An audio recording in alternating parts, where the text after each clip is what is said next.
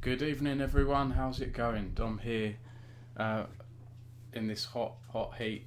I'm mad enough to have just gone for a jog. I know, can you believe it? I've just gone for a jog because I didn't want no hot weather stopping me from doing my daily exercise. And also, I have to say, it's not actually been that bad this evening. It's cooled down, the sun's not here, and it was actually pretty cool. Had a bit of a breeze, I don't want to say wind in my face, but yeah, I had a little bit of a breeze as I was jogging and everything. So that's why I'm a little bit late for this stream. So yeah, apologies. I often do these sort of late streams.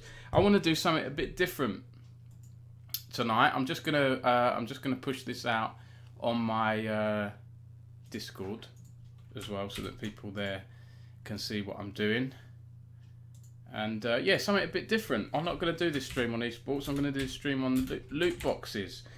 And instead of reading through this big report that the government have published earlier today and doing all my research there and then doing an article, I've done like a more basic article, and I'm going to read through stuff and take notes on stream and just, I guess give you a bit of insight into when I'm analysing things. And, a lot of sites just went with the press release that the government sent out. I want to go a bit deeper into it, so that's what I'm going to do tonight. So if you're interested in the whole loot box debate, are they good? Should we have them? Should we ban them?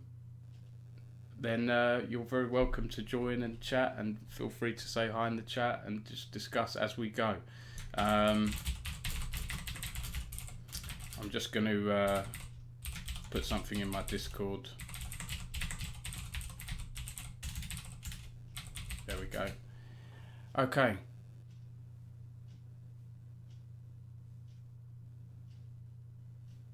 Actually, I don't know if I want to publish. Hang on, 1 second. 1 second. 1 second. Oh, god damn it. Right, let's just put that here. I'm a boomer. Just don't worry, I'm a boomer. 1 second. Oh god.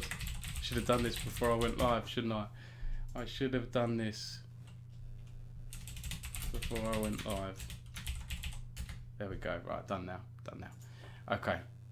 I'm going to jump into this. Do you know what? I've gone live and I don't have some of the things I wanted ready. So that's my bad. I'll tell you what, I'll bring up the article I've got here. 1 second.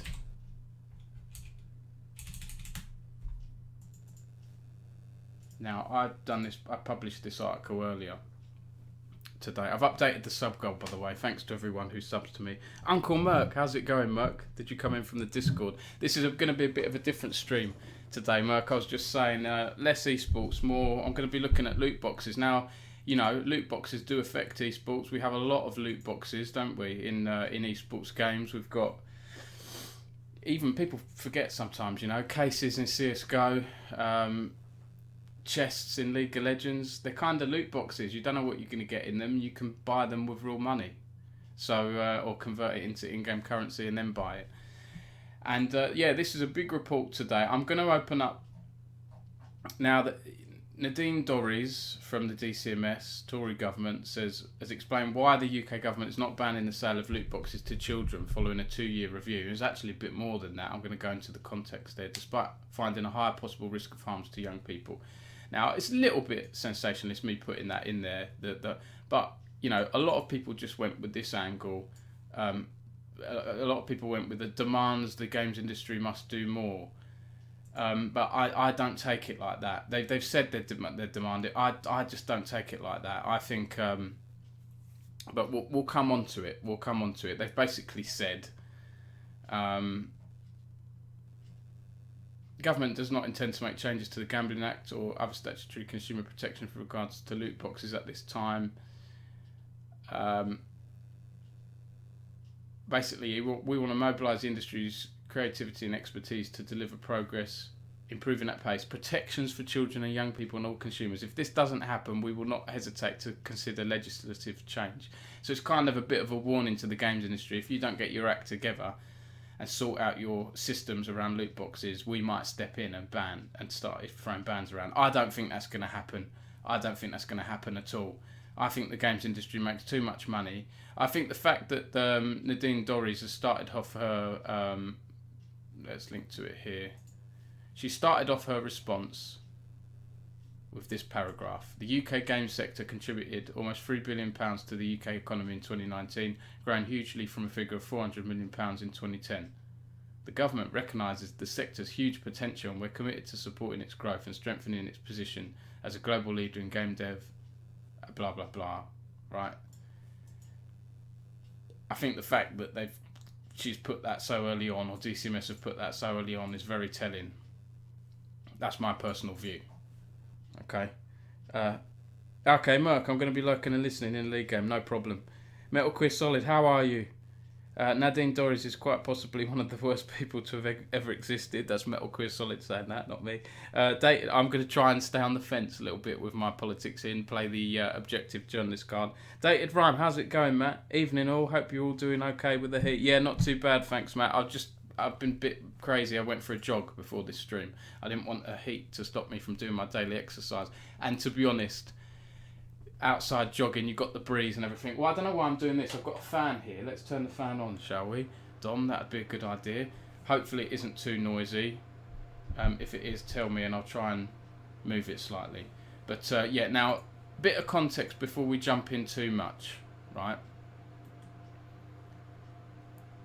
The news comes 2 years after the UK government called for deeper research into loot boxes, after Department for Culture, Digital Culture, Media and Sport Select Committee's report on immersive and addictive technologies called on the government to regulate loot boxes under the Gambling Act and ban their sale to children.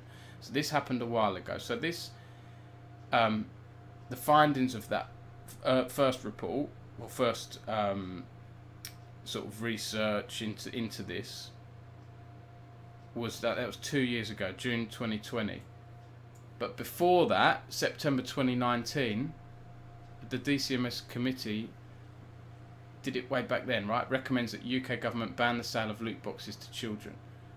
Now, this is a silly picture here. This is EA's legal VP, Kerry Hopkins, or was their legal VP 3 years ago. I'm not sure if she still is. When she said that she told the UK government that EA doesn't refer to in-game loot boxes as loot boxes, but as surprise mechanics, and that they're quite ethical. Right, but the government's, the DCMS committee, didn't think they were like surprise mechanics or Kinder surprise eggs, and they recommended the government ban the sale of loot boxes to children. Right, so this was September 2019. Now try and remember that, because I think that date's quite important. We're going to come back to this. That's almost 3 years ago, right? 10 months. where are we? July? Yeah. So 34 months ago, that is, this first happened. Right? And this research went into this committee thing. Look, the report suggested more research should be done around gaming addiction, gaming disorders, long-term effects of gaming, protecting vulnerable players, citing an example where one player built up debts of more than 50 grand through spending on microtransactions in RuneScape. Right, so this stuff, this research was being done 3 years ago.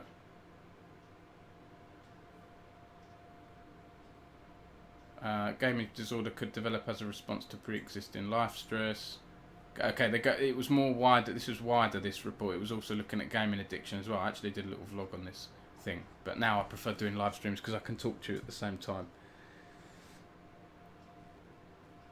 Leather isn't a vibe today. No, it's not too bad. This chair, weirdly, it's not too bad. It's not like a car seat.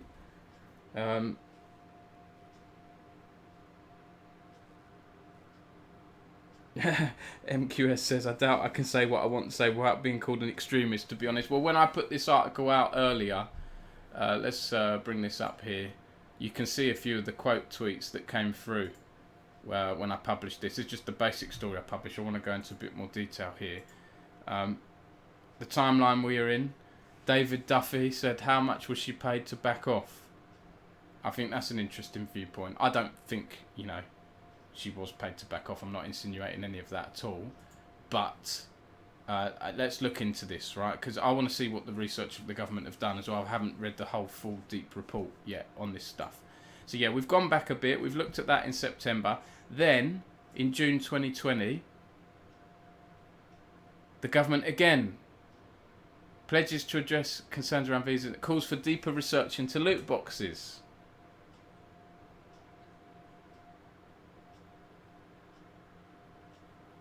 Let's have a look here. Yeah, on loot boxes, the government said it's committed to tackling issues around loot boxes in response to serious concerns about this model for in-game purchasing. And they said a call for evidence on loot boxes will examine links to gambling-like behaviour and excessive spending in games. The findings will provide a solid foundation for future steps and will be considered alongside a review of the Gambling Act. Fast forward to today. Right, so that's 2 years ago, over 2 years ago. And the government have said again in here, and I think a lot of publications have overlooked this, to be honest. Where have they said it here?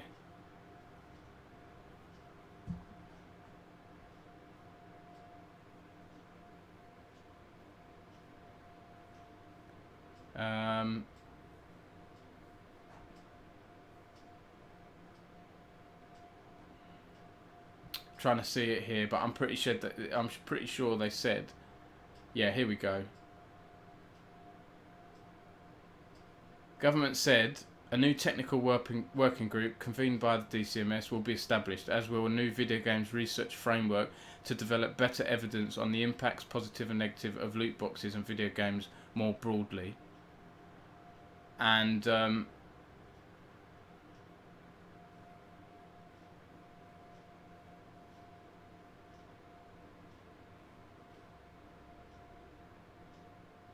I think I might have missed out a sentence here. I think I've missed out a sentence. Yeah, they want to develop better evidence on the impacts, positive and negative, of loot boxes and video games more broadly. Sorry, I read that sentence. I didn't register it properly in my mind. They've set up a new technical working group and established a new video games research framework, whatever that's going to look like, to develop better evidence on this. We've had 3 years. We've had 3 years on this stuff. Do we really need to be doing more of this faffing about to look at more research when you've just published a report that is however many pages this is long? It doesn't say how long this is. We're going to be diving into this big time. You need more research beyond all of this stuff, and you've said that there is a risk of harm from loot boxes as well. Like, I don't mind that being the stance. Like, I'll sit on the fence, but I think 3 years is enough time to figure out your stance, right? Rather than say we need more research. FIFA's been out. When did when did loot boxes first come out in FIFA Ultimate Team? When was that original launch? Because I want to say about 10 years ago. FIFA 09 this came out. FIFA in 1st of December 2009 announced, hang on a minute, the Ultimate Team game was first available as a downloadable expansion for FIFA 09, right? And then in December 09, EA announced it would be available in FIFA 10 from scratch. That is 13 years, isn't it? My maths is right there. Yeah, 13 years ago. And we need more research into this. Like, why are we looking into this now? This should have been done years ago. These loot box stuff, right? And I will say, and as I pointed out in my article, we do have PEGI here in the UK, Pan-European Game Information, that does the age ratings on our games, right? And one of the things is in-game purchases. This can flag up. There's other things: drugs, discrimination, bad language, fear, gambling, sex, violence, and then in-game purchases.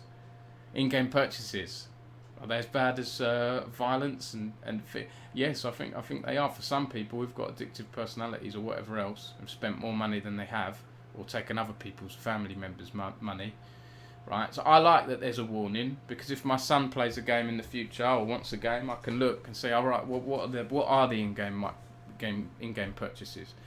You know, I still don't think the boxes go into too much detail. I think the game box should say what actually the purchases are, if they can squeeze some of that stuff in. You know. Sorry, Dated Rhymes, you said this a while ago. So didn't CS:GO fix this with like an X-ray kind of thing? Yeah, but isn't that only in certain regions? I heard, Matt. Right, I don't play CS:GO myself, so it'd be good if someone from CS:GO is in the stream who could let us know. But as I understand it, CS:GO loot boxes, I think it's in France, is it? Here we go. CS:GO adds controversial loot box feature due to regulation. Valve adds a bizarre loot box feature that offers a glimpse of what's inside, but it's only available in France. I don't think this rolled out everywhere, did it? This one, I'm pretty sure it didn't. I like how Rocket League changed their loot boxes.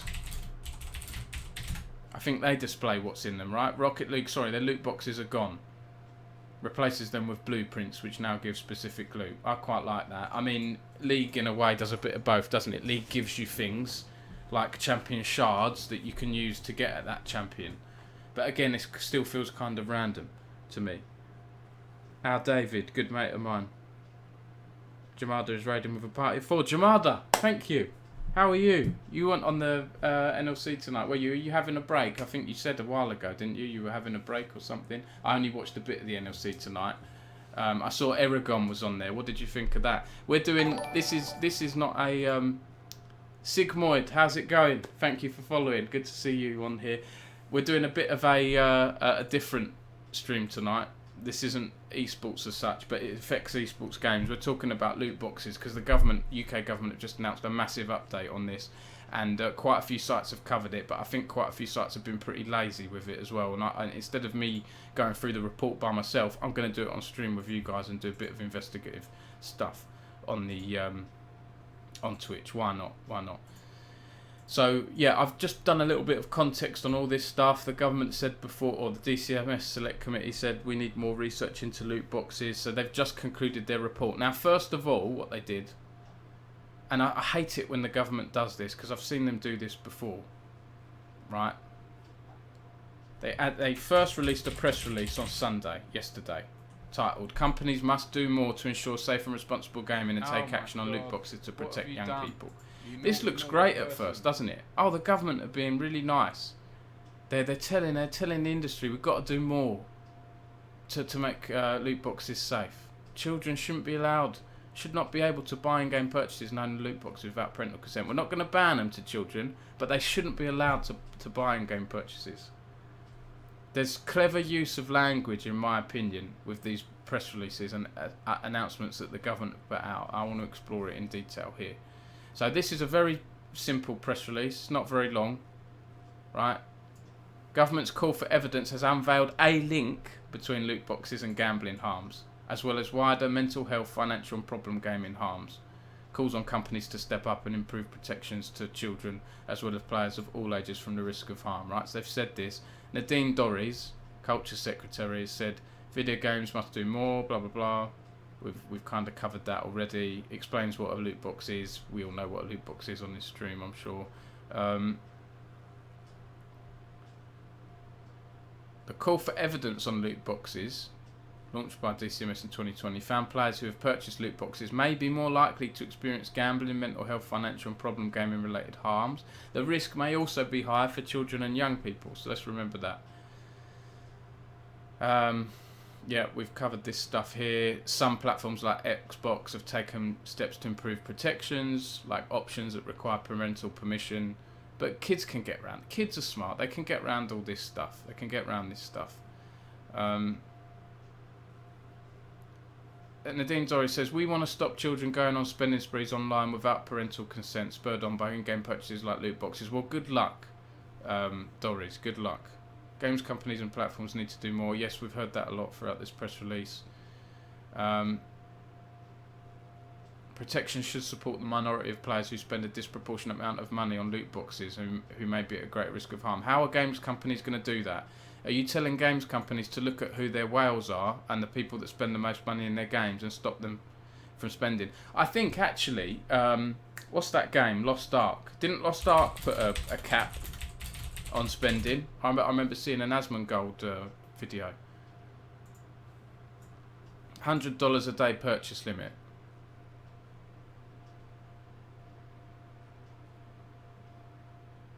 This daily spending limit is an anti-fraud measure, says the devs, right? That doesn't sound like it's anything to do with protecting people's mental health, does it? Or spending too much money. They capped it at okay, it's a $400 cap, right, to stop people spending too much money. $400 a day. Is that fair? Is that too high, too low? I mean, if you're a rich person and you want to be spending silly money on games, shouldn't you be allowed to? How do you, should the games companies be allowed to see what your annual income is? I don't like that. I think that's a slippery slope. That kind of thing. But then, you know, it's like a parking ticket, right?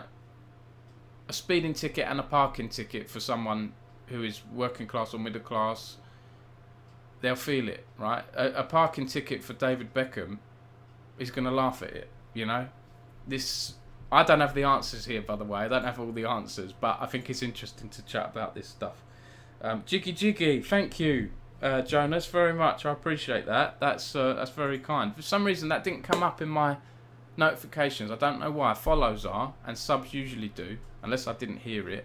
How are you, Jonas? Good to talk to you briefly earlier today.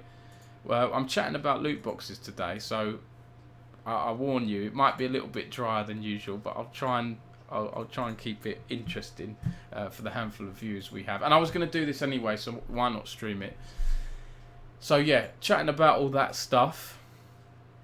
You can see this press release here, and then we've got some quotes from games industry trade bodies as well, Yuki and TIGA. Yuki says, as a responsible, Dr. Joe Twist, OBE, CEO of Yuki, said, as a responsible industry, we have committed to exploring additional ways to support players and parents to build on our existing work, developing and raising awareness of parental controls. We look forward to engaging with the government and other orgs in the working group on the video game research framework. And then Dr. Richard Wilson, OBE, CEO of TIGA, has said TIGA believes that games businesses should aim to ensure games are safe for all our players. Blah, blah, blah. We've done some safeguarding stuff that companies should adopt. Are they going to, if it's not enforced? Children and young people should not be able to buy loot boxes. TIGA also believes that vulnerable adults need to be protected against potential harms arising from loot boxes. I agree with that, and we look forward to contributing more.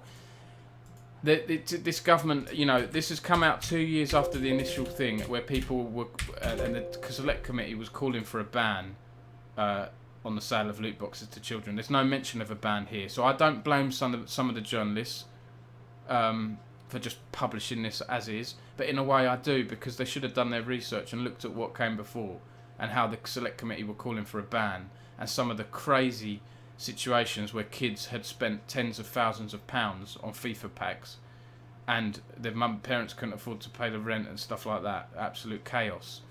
That's not mentioned in here, and it should have been, and it should have been by the journalists that reported on this stuff. Right, I'm going to type loot boxes into Google not loot boxes, esports news UK. I'm going to type loot boxes into Google. The Guardian I thought was fair here. UK will not ban video game loot boxes despite problem gambling findings. That's kind of a similar angle I've gone to. Eurogamer. Government demands changes. How is it going to enforce those demands? Is it really... I really don't think it's going to... I know it's threatened that the games industry must do better, but I just don't think it's going to follow through with that warning. I don't think it's going to ban or take sanctions or whatever else. TechCrunch. Will gaming studios gamble on loot boxes pay off? Opinion by GamesIndustry.biz. The games industry is given one more shot to fix its loot box problem. How many chances does it need, to be honest? I missed this one. Reuters. Spain to crack down on video game loot boxes blamed for pathological behaviour. I'm going to bring some of these things up here. Netherlands moves towards an outright loot box ban. Yeah, let's look at some of the other countries are doing. So, yeah, and in the article I've done today, you can see that the government said there's an association between loot boxes and harms found, with greater possible harms to young people, but no causative link found. You know, like I do think they're using clever wording here, clever language. No causative link, as in the loot boxes haven't caused the problem. Someone else with a problem, this is what it's implying, right, or how I'm reading into it. Someone else who has a addictive personality or tendencies or whatever else might be more likely to be susceptible to harms. But this is it doesn't come across very definitive, does it? And it's been 2 years them doing this report, so I would expect more something a bit more decisive, to be honest. The government admitted players who have purchased loot boxes may be more likely to experience gambling, mental health, financial and problem gaming related harms, and that the risks may also be higher for children and young people, but there is no causative link. So Nadine Dorries said, the call for evidence has strengthened considerably our understanding of this complex issue, but it's also demonstrated the challenges and limitations in the available research. The call for evidence has found an association between loot boxes and harms, but we have not found whether there is a causative link. Why haven't you found that? You've had over 2 years doing this, Nadine. This should have been found. Or if it's not been found, say there isn't. There definitely is. Again, the wording, no causative link found. They're not saying there isn't a causative link. They're saying they haven't found one. Right? Sigmoid, Bex would probably take the ticket if it meant higher convenience. Yeah, absolutely. Yeah, absolutely. So, yeah, there's that. And then, we've covered the UK Antigua thing. What do other authorities think of loot boxes? Oh, God, I've got a typo in there. Let's edit that quickly. Look boxes. You can tell I was trying to get that written quickly before I had to put the kids to bed. Okay.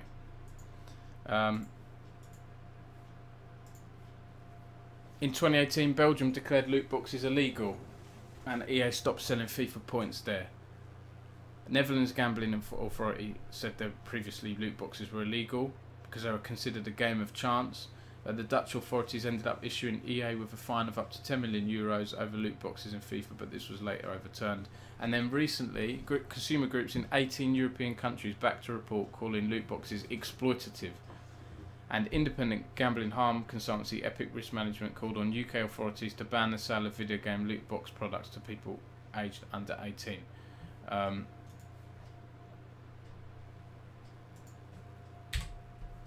update that again. Okay. So I'm going to look at some of the other bits here. Now this is, I haven't seen this. This was 2 weeks ago. Netherlands moves towards an outright loot box ban.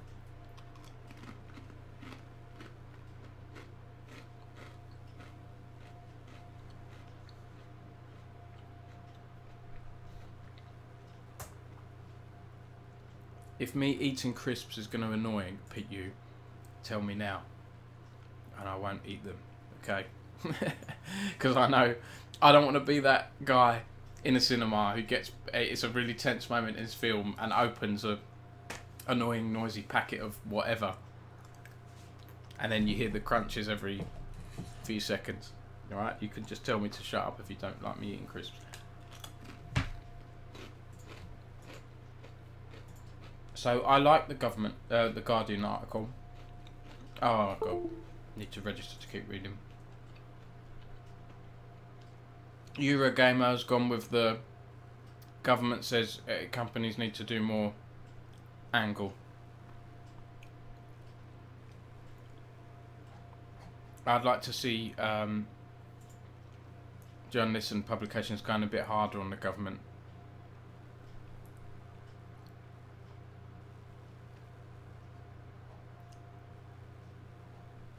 People saying just up straight, ban it. Mike Emma said, why wait? They've had long enough. Wide sweeping legislature is needed yesterday to control what is basically a virus within the gaming world. The ability for game studios to recover the cost of making a game simply by selling in-game cosmetic items is slowly killing video games as we know it. I don't agree that it's killing video games, but why wait? They've had long enough. Like, they have had long enough to make a decision on this stuff. I don't think game companies, sort yourselves out, or we might come through with legislation. I don't think that's a very good approach, to be honest. What a waste of time, Boo Owens has said. What I has said, in summary, it's taken 2 years for the government to say, please stop it. Right, I think the comments section here is doing a good job of asking some questions that need to be asked. Scare Electrics has said, but who's going to protect young people from the UK government? As regulation heats up, will gaming studios gamble on loot boxes pay off? This looks like this is a TechCrunch market analysis. Oh god, member, you've got to sign up to be a member. Chris Dring, my old colleague and friend, worked together on MCV years ago. Trade Publication is now editor or publisher or managing editor, one of the high up rank at gamesindustry.biz, head of games B2B. Said, so after all the interviews and surveys and research and committee hearings, all the surprise mechanics memes and the hyperbolic tweets full of false equivalents, they're just like false football stickers, the government has done what any parent would when faced with 2 squabbling children. Just sort it out, would you, and close the door. I like that opening line by Chris. The UK government was always unlikely to legislate against loot boxes. For one, the video games industry contributes nearly £3 billion to the UK economy. Right? There's no way Nadine Dorries wants to be known as the where's this link here? The person that banned loot boxes and annoyed loads of games companies and stopped them making as much money as they did before. No way. So I'm glad Chris has started off with that.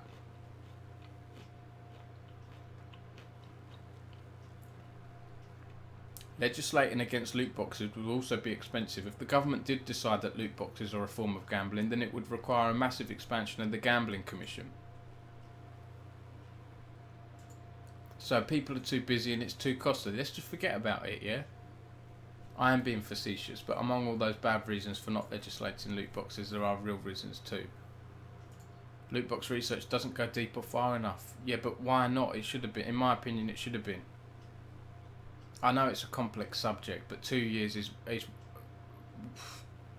that's too much time. You don't, and we've had COVID as well, right? People have been stuck indoors. They've got no excuses.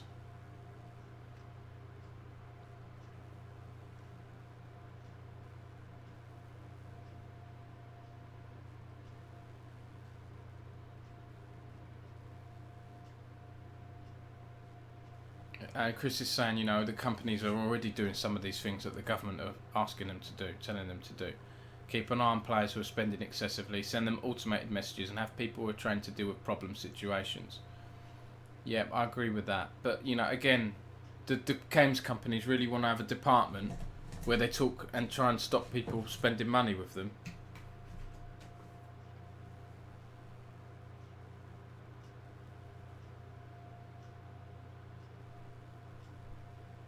And this is a good point as well. You know, they've shoved this press release out on a Sunday,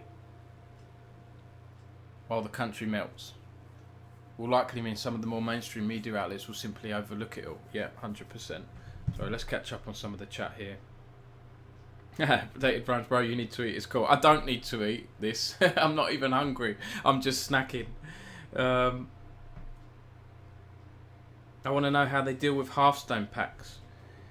What do you mean how they deal with them? Because that is a loot box, isn't it? A Hearthstone pack. You don't know what you're getting in it. You know you're getting... You know the theme of the cards you're going to be getting, but you don't know what cards you're going to be getting, right? I know Blizzard have introduced things over the years where if you don't get a legendary after a certain amount of time, your percentage increases. Your chance of getting another legendary next time increases, right? And eventually it gets to 100% and you'll get a legendary eventually. That's how I understand it with Hearthstone. Hearthstone are loot boxes. If, you know, these calls to ban... the sale of loot boxes to children would mean that if you're a child, or I guess under 16, right, you can't buy a loot box unless you have your parents' permission. What the government are saying is children shouldn't be buying loot boxes without their parents' permission, and games companies need to do more. But we'll leave it to you to sort all that out. So kids who have got access to their parents' credit cards or whatever else, or, you know, I read one really sad story about a teenager who had just received his, I don't know what it was, I think his granddad had passed away and he lost, his granddad had left him some money that was supposed to be for university. And this kid spent it all on bloody FIFA packs, right? Yes, he shouldn't have done that. But when you're not fully developed, right, and you have these things, it can prey on you. I'm sure it can. You know, I've been to the arcades and things. I know those grabber machines. Oh, Daddy, can I have look? There's a Mario soft toy in that grabber machine. Can you get that? Can you get it for me? And I tried to explain to my son, do you know what? We're better off just getting an Amazon soft toy. Or we're better off getting a Mario soft toy off Amazon or a toy shop, right? And spending 5 or 10 quid rather than putting 20 quid in this machine and not getting one. Not everyone thinks like that. It's like, oh, I've got to get a soft toy for my kid. I know it's slightly different, but for me, there are some similarities there. Sigmoid says, if there's one issue I have with the Dutch-Belgian approach, is that they can't even predict using their Twitch channel points. There's a line that needs to be drawn, but not that far. Yeah, I agree with that, Sigmoid. Yeah. That is too strict. And listen, they've banned the whole thing entirely. I don't agree with that. If you're over 18, I think you should be allowed to buy loot boxes. That's how I've understand it anyway, right? The Netherlands one moved towards an outright loot box ban. This was on PC Gamer 2 weeks ago.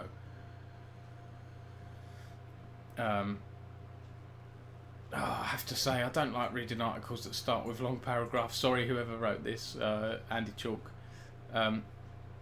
Motion via Google Translate describes loot boxes as addictive and says they're a form of gambling designed to manipulate children into spending money. Cited a previous case, that I mentioned earlier. Belgium has already banned loot boxes outright. I don't agree with that. At all. I think if you're over 18 and you're not a vulnerable adult, then you should be allowed to. But then again, what constitutes, I'm not an expert with that kind of stuff. If you're a vulnerable adult, how does a games company know if you're a vulnerable adult? It's a bit murky, isn't it? You start getting personal information from people. But I do think that's the way things are going, to be honest. I do think we're going to have less privacy in games in the future. So I like that Eurogamer comment section.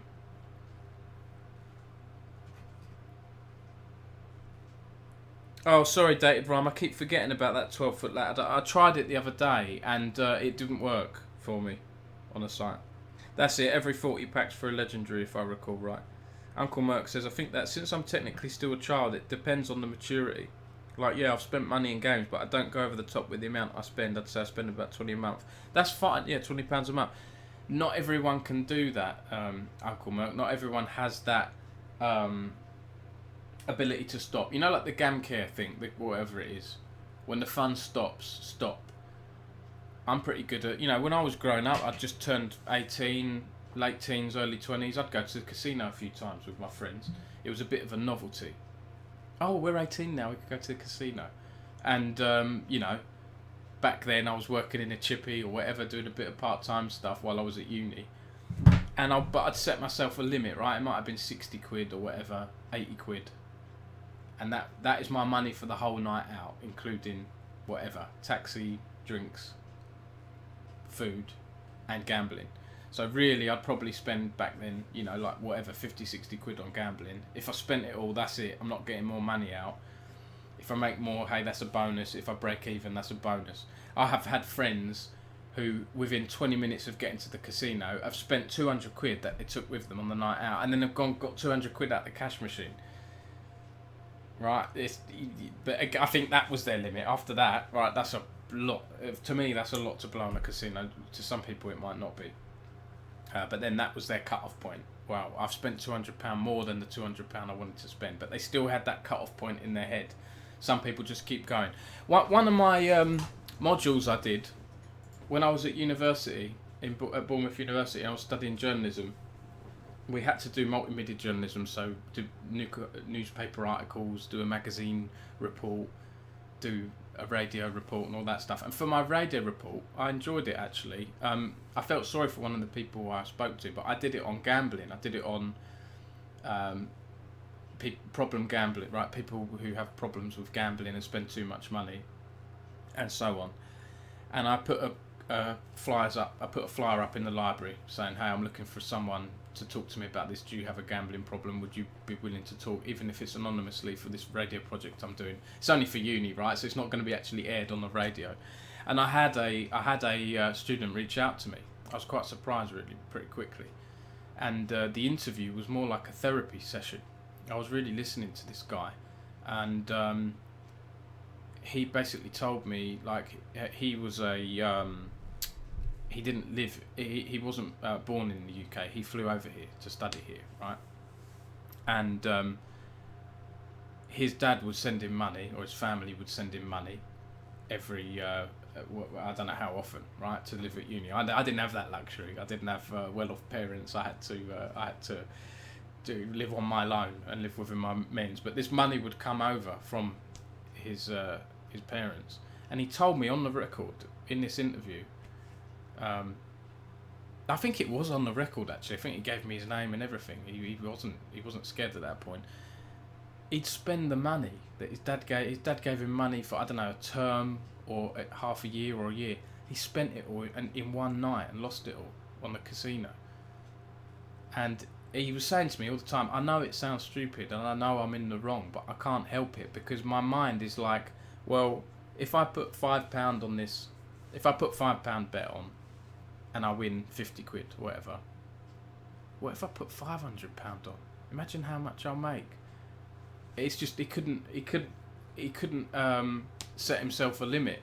And I guess because, and he told me as well, his parents were well off. They were pretty wealthy. To him, I guess he didn't have that sense of, I don't know, the value of money, maybe, as someone like myself might do, who's grown up with, working class background, parents and so on. And he just had that tendency to want to spend, gamble. And for those people, this stuff can be a problem, I think. I played FIFA Ultimate Team. I loved it. I played it for 1 year. I will not play it for another year again.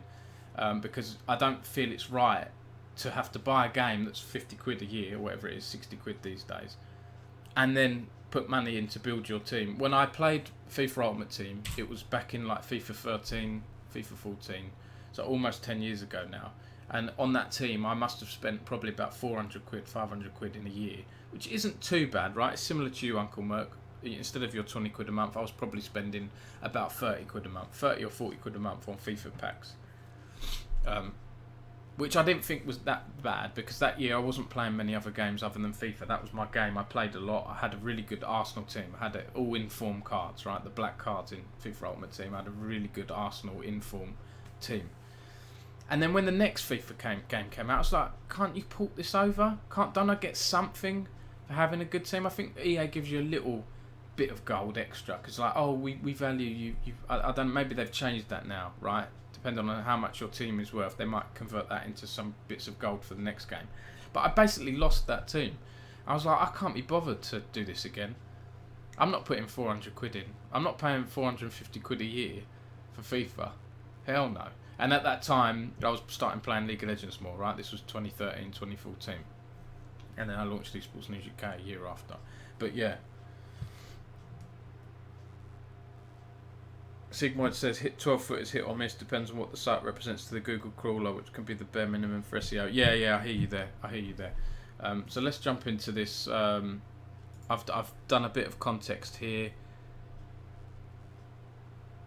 So the video games research framework, I didn't look into that properly. Chris said here, it's a new initiative designed to help identify the impact of gaming for good and for ill. This is potentially significant. It's a way for the government and all of us to understand more broadly the positives and negatives of playing games. It will bring together industry, academics, and look at monetization practices and identify anything problematic so that developers can avoid or reduce harm in its players. I mean, to me, it's kind of like a talking shop, you know? Oh, this bit's bad. Other developers, don't do that, please.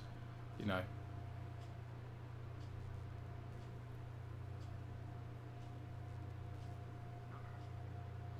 This is a good summarising point. Ultimately, the news that the government won't legislate loot boxes, brackets yet, may seem like a blow to those who feel the monetisation method is exploitative and dangerous, and a victory for the likes of EA. But that's not quite what this is. It's a chance, possibly the last chance for the games industry to get itself in order and take its responsibility seriously. Because if it doesn't, and if things haven't moved forward by the start of next year, what happens next may well be out of its control. Possibly. I don't think, like I say, the government are going to deliver. I don't think they're going to follow up with sanctions and things. I just don't think they are. As long as the Tories are in government, I don't think they are. But I think the games industry makes too much money here. But make no mistake, the UK games industry is it's a big territory in the games industry, right? It's in the top 10, isn't it? I don't know what it's 6th or 9th or something like that. I've got the data somewhere. It makes a lot of money, the UK games industry. So the EA and that do have to be careful, because I think they'll lose more money, FIFA, not having packs in the UK than it will Belgium, right? We've got such a big football culture here as well, haven't we, in the UK? FIFA and Call of Duty are our two biggest game franchises here in the UK. So they do have to be careful. What's this one here from Reuters? This is from last month. Spain to crack down on game loot boxes, blamed for pathological behaviour. Now this is wrong, isn't it? Spain is set to become the first European country to have a law regulating the use. Okay, maybe, yeah, if Belgium's just banned it outright, then this is of regulating the use of. Okay. Yeah, we know what loot boxes are.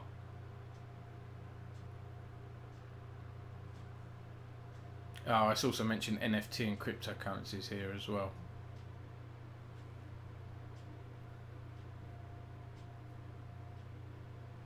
Three out of 10 Spanish students spent money in 2021 to improve their ranking, character, accessories, or image in video games after their initial purchase. Oh my god, what have you done?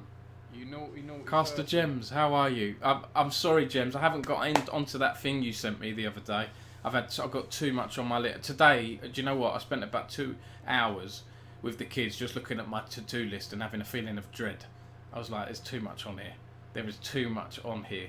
And I've got this big report coming up now, so I don't know when I'm going to get onto some of these article ideas, but it's in the back of my mind, so thanks for letting me know. And let me know if you want me to tell the chat about what you told me as well. By the way, thanks for that. I don't know what's happening with the sub goal. If we were at 21, I thought we were at 22, so that should be on 24 now, so I don't know why that thing's not updating. Well, I'll keep an eye on that, but thank you, Gems. Thanks. Appreciate your support. We're talking about loot boxes tonight, and I've done a lot of the context now. So now I'm going to dive into this here. I'm editing this article live here. Okay, I'm going to add in a section here. I'm just going to call it notes for now. We'll do this together. I've been wanting to do this for a while, actually, to do like we'll edit on the site as we go. I love the Gutenberg WordPress editor. It's really nice. Right, okay, so we'll do notes from The government's full report. I'll change this headline later.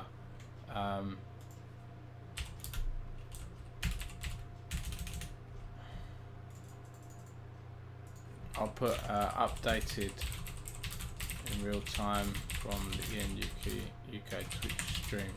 Okay, we're gonna go. I'm gonna do this, and we'll do it together here, and we'll track some of the stuff that we get. Okay. So we've done the press release. We've looked at some of the coverage it's received, and now we're gonna look at the big report they published. All right. So this was published today. So this is new. I haven't done this. Right. The reason why I didn't look through this is because I thought, you know what? I think it'd be pretty interesting to do on stream, and I don't think any other journalists have sort of done that. So why not? Why not?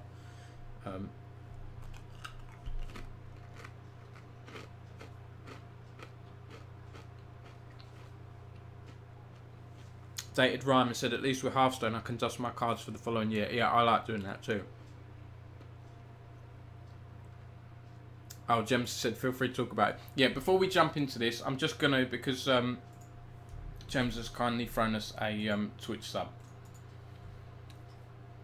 I'm just going to run through this. Now, Gems told me about this. This is slightly, we're on a slight tangent here, but I want to mention it because I think it's pretty interesting. Who remembers a game called Paragon? Paragon.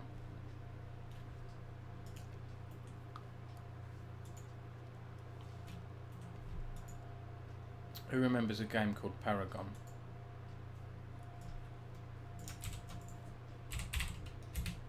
I do. I had a page on it on the British Esports website when I was doing that. No one? Well, basically, it's kind of like a 3D MOBA, right?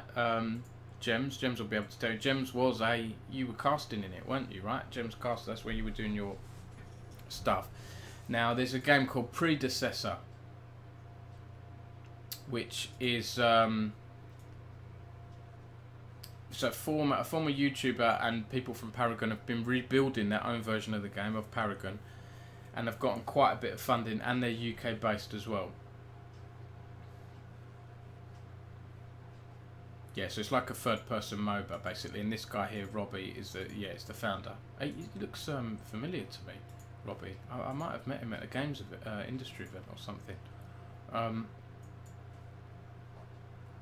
I haven't actually looked at the oh, there we go. Yeah, we closed a $20 million Series A round led by Haveli Investments.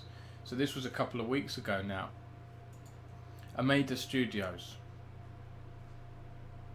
This follows our $2.2 million seed round and will be used to accelerate hiring and launch Predecessor into early access later this year.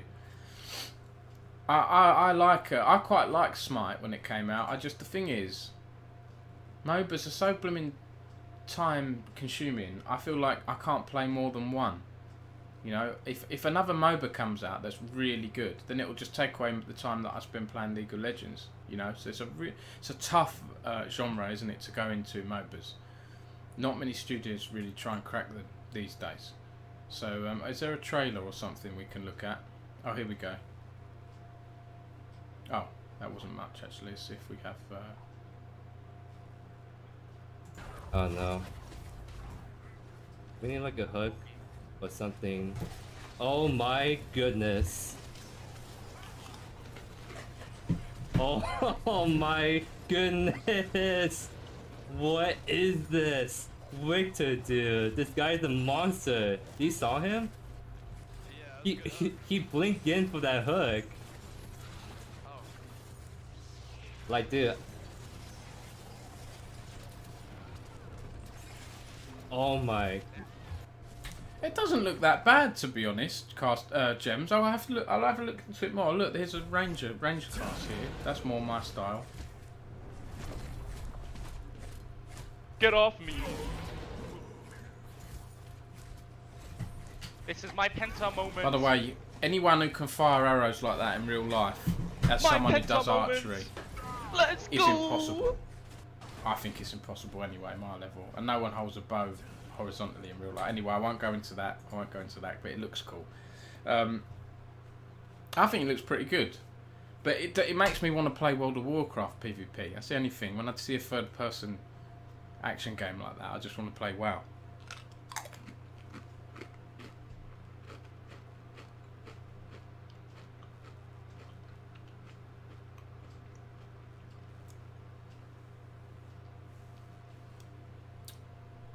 Sean, is it Sean 3H or Shawnee? Sean has said, didn't Paragon take the unusual step of releasing all the assets free of, or something similar when they shut down? And Caster Gem said, yeah, they did. Sean, by the way, thanks for tuning in. I think you might have a gifted sub. Now, I'm going to feel bad if you've subbed, but you might have a gifted sub there, which is quite nice. Sean 3H, okay, all right, listen. I have a section of my notepad here that is tells me the real names of some of the gamer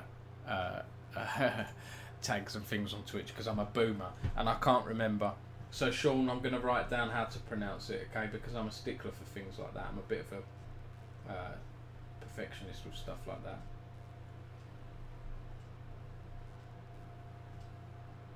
Oh God, how do you spell H with the? Hang on. Haych.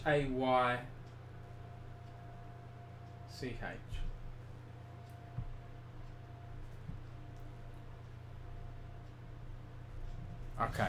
Don't say I don't put effort in, right? Into for you guys.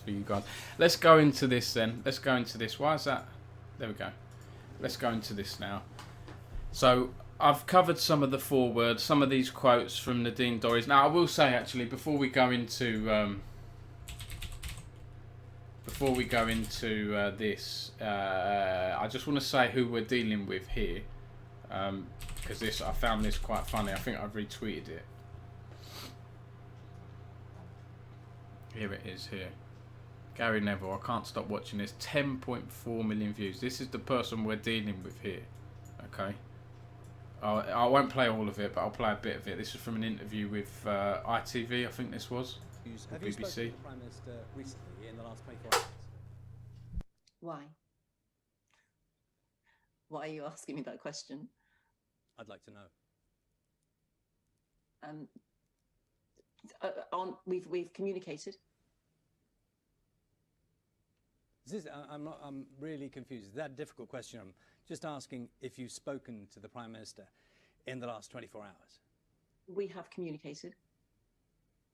Okay. What has he communicated to you?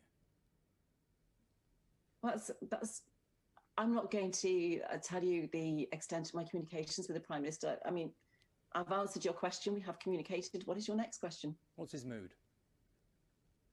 I'd say his mood was very, very positive, extremely positive. I mean, onwards is one of his favourite expressions. I think he's very positive. Has he changed?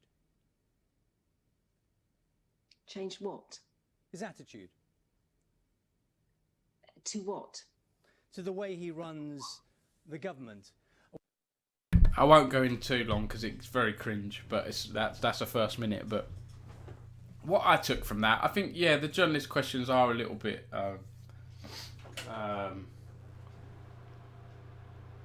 I don't know, I think they could have been a little bit more open, a little bit broader to get responses out. You know, have you spoken to the Prime Minister? I'm not going to tell that guy how to do his job because he's probably better than I am. But yes, no questions. I don't go down that route because I don't really get very good responses in general. But he'll be more experienced than me, of course. But yeah, the way she responded, I mean, to me, she's just coming across this bit teenagery, isn't it? What? Why do you want to know that question? What? I'm not telling you that answer to that question, you know. And I think in a way, you know, some MPs when they respond like this, it wouldn't surprise me if some of them liked it because it's gonna get retweeted a lot, and I'm sure some people will think, oh yeah, good for her for speaking her mind and blah blah blah. Like I say, I'm not gonna throw my opinions out too much, but I did think she was pretty childish in answering that. Okay, so that's the person we're dealing with this. This is just a bit of context, right? Okay, but to be fair, I think her ministerial foreword is well written. Whether she's written this or not, is Nadine Dorries a gamer? I'm not sure. I haven't seen her talk about games before this publication, right? So I'll leave you to decide if you think she's a gamer or not. But I just question how much I don't know how much involvement she's had with this. I don't know if this is ghost written or not, or if these are usually ghost written by someone else, right? And then she signed it off. But it wouldn't surprise me if that was the case. So I'm going to go into this. As we've said, the government wants the video game sector to continue to thrive in the UK. It's essential games are enjoyed safely and responsibly. The call for evidence launched in September 2020, which we've spoken about. It consisted of a player survey which received over 32,000 responses from players and parents of children. That's a lot, you know, for them not to have conclusive evidence after 32,000 survey responses. I'm not sure they're ever going to have conclusive evidence of loot boxes. That has to be one of the biggest bits of research into loot boxes, doesn't it? 32,000. That is a lot of people in the UK. And 50 submissions from the games industry researchers, third sector organisations and other organisations and individuals.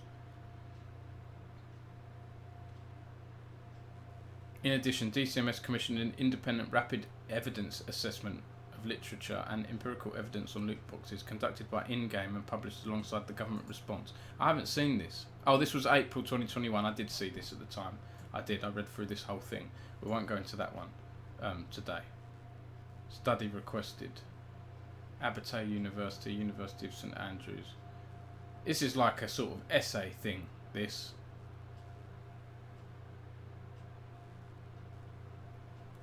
Some suggestions could include a minimum age informed by science, government and industry, games involving loot boxes clearly and ambiguously inform players that loot boxes involved in microtransactions are included in the game but are not an essential requirement for playing these games. None of these things have been done from this report, have they?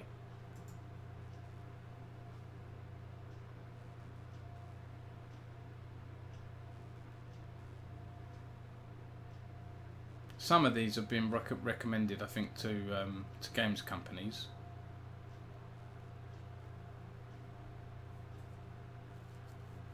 Developers and publishers should operate generous refund policies,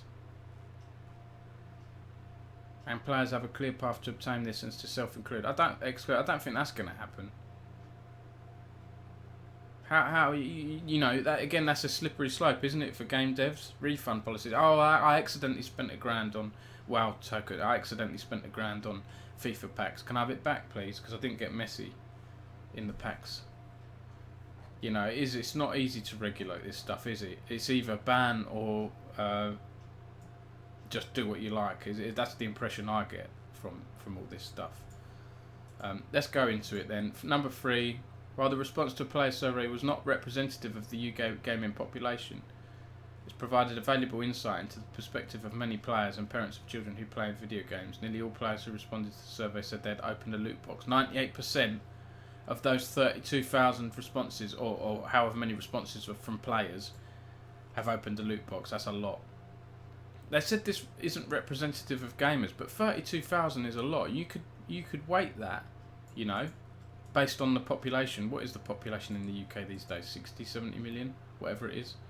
I shouldn't have to Google this really. 67.22 million. That was 2020. Right. So you're never going to have a survey that's 60, whatever it is, 30 million or however many gamers there are in the UK. Loot boxes and the in-game purchases market. Right, we'll go through this now. I will skim some bits, right? I won't spend too long because otherwise the stream will be too long. I will skim some bits, but I'll do what I usually do when I do articles and things. What have you communicated? A communication, yeah. We have communicated, yes. We have communicated. I said we've communicated. I've answered your question. What is your next question? Ah! I've never had an interviewee like that before. Not really esports, Stated Rhyme says, but a few creators are stuck trying to get home from Amsterdam.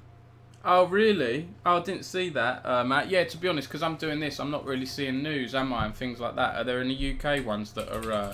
I haven't really done much on TwitchCon, and to be honest, I'm a bit upset because I had a really good PR contact, but I don't think they work with Twitch anymore. They don't work with Twitch anymore, so...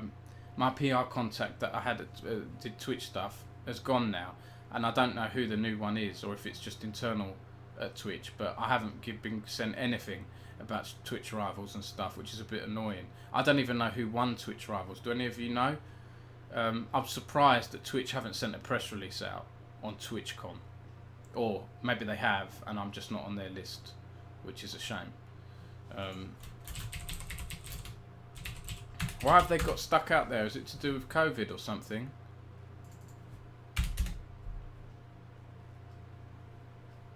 Oh, stuck in an airport. Oh, return flight has been cancelled. Basically, after 7 hours of delays, and was now stuck in Amsterdam until Thursday morning minimum.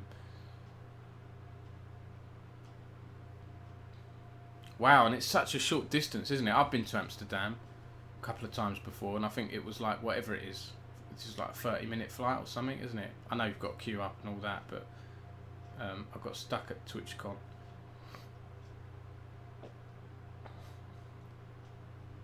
Well, I hope it's not too hot there. I hope it's an air-conditioned airport.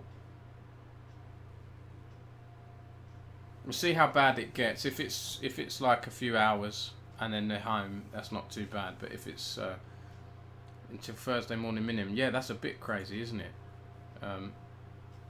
Stallion, I don't know if this person's UK or not. At the University of Northampton as an associate. Oh yeah, it sounds like it. It sounds like it is. Yeah, that's pretty crazy, isn't it? Flight cancelled.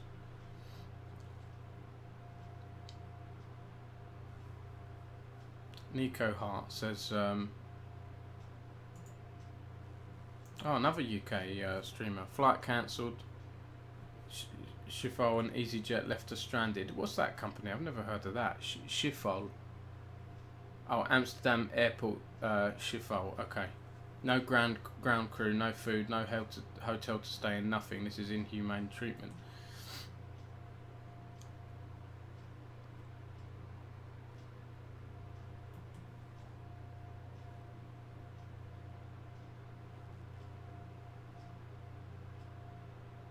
Inhumane. God, this streamer's really having a rant on Twitter.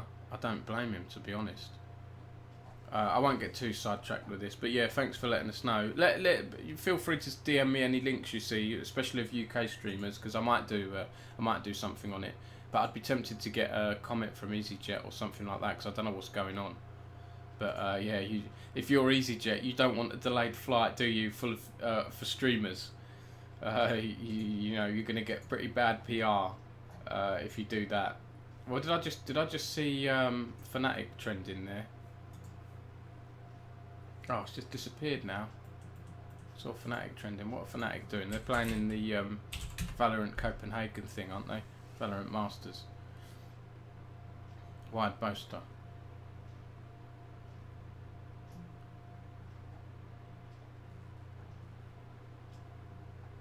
I won't go too much on a tangent here.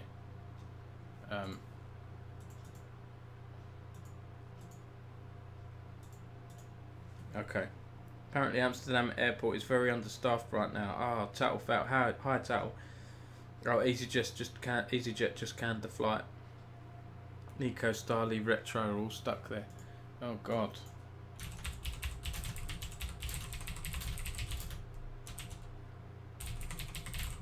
Okay, well I'll make a note of that.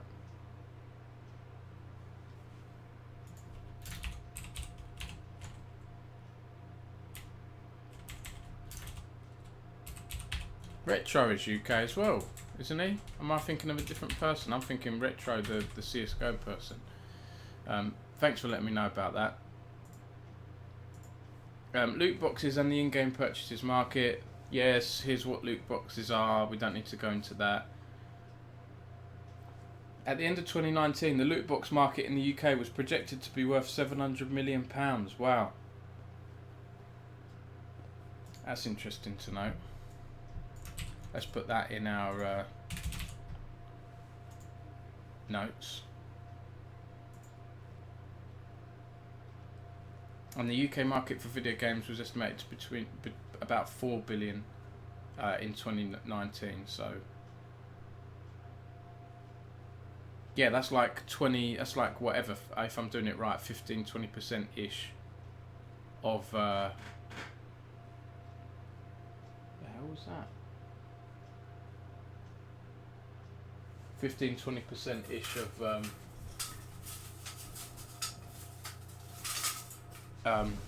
game revenues, right, in the UK are come from loot boxes, which is pretty interesting. I'm going to put that in. I'm going to put that in the notes as well, and I'll work out the percentage.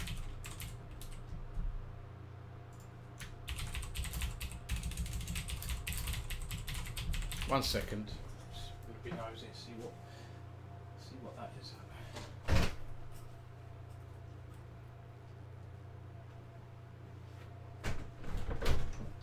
Weird noises in this outside this house sometimes at night. I have no clue what it is. We did have an owl here once before, which is pretty interesting. I had an owl.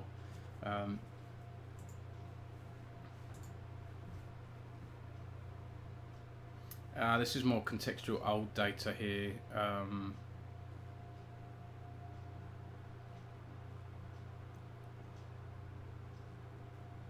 Yeah, we've put that in.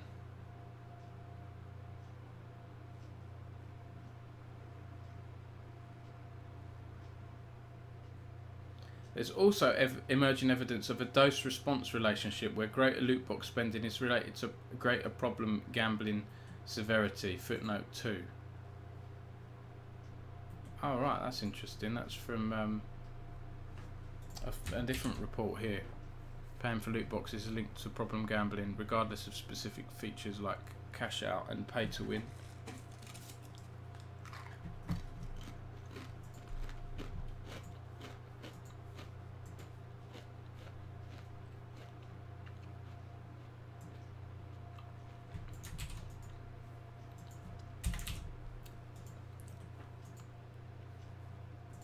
One second, let me put the right link in here. There we go.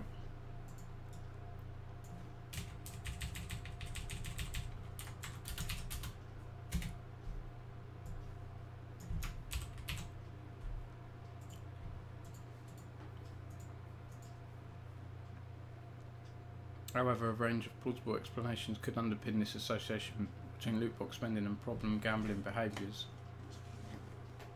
Oops.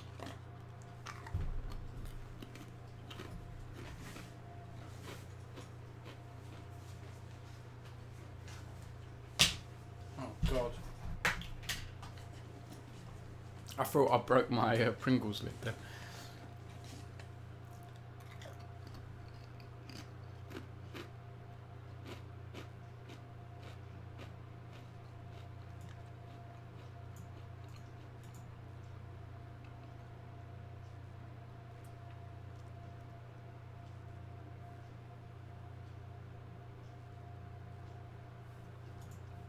I think this one is worth noting due to the positive of loot boxes, right? Example of positive experience including receiving a rare or valuable item, obtaining rewards that progress gameplay conditions and enhance gameplay experience and enjoyment.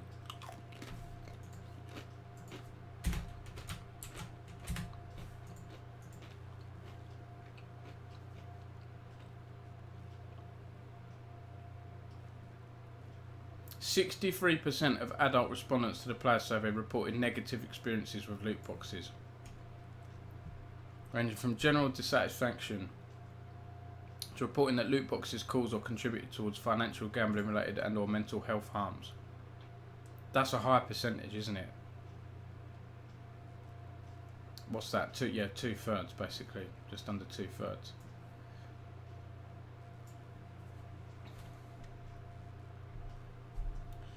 Respondents highlighted that children generally have less developed impulse control, greater susceptibility to peer pressure and a more limited understanding of purchasing decisions and probabilities. I haven't seen any news report these past few days cover this stuff. They haven't bothered to read this.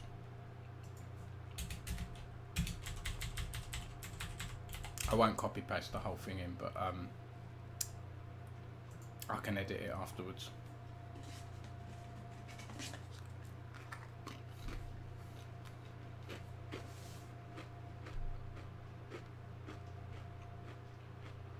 Josh, hello. Yeah, they are dangerous. You could never just eat one and close the lid.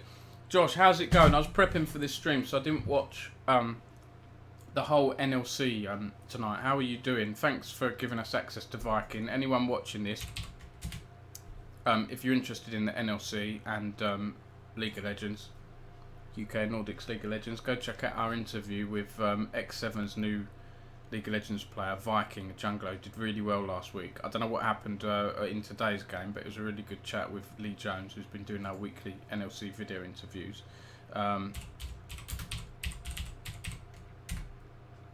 Ready Pringles, sorted Pringles are dangerous indeed.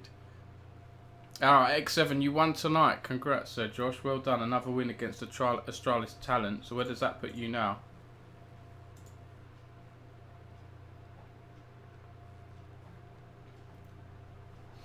Fourth, joint fourth, 9 wins, 6 losses. Is that right? Is that up to date? Yeah, I think that's right, isn't it? So you're in the playoffs by 3 wins, so you look pretty comfortable in that playoff spot at the moment. But if you keep up your form, you could get into that top 3, couldn't you? Dusty and Riddle. Have you played Riddle twice? And yes. And Dusty, yes. Okay, yeah, so it's going to be hard to go above them, right? They need to drop points, and you need to just win games. And JDXL you've played as well, right, okay. Well, yeah, I think you'll be in those playoffs for sure, and then anything can happen, right? So I'm glad that Viking's settling in. He seemed like a really nice guy as well. We're chatting about loot boxes tonight. Josh, what's your view on loot boxes? I'm doing well, thank you. We're definitely returning to form. Yeah, 3-0 streak. Playoffs locked in too. Oh, it's locked in, is it? Well, I usually do an article when playoffs start getting locked in, and then I just update it as more teams get locked in.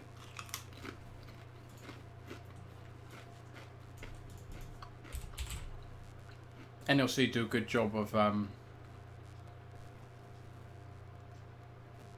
letting us know when this happens, right?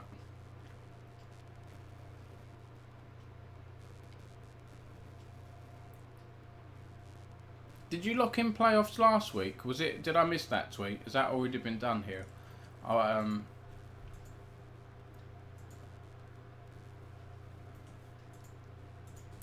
let's see if the X7 Twitter do it. I know I'm going on tangents here, aren't I? I'm not going to get this stream done tonight, but it's all good.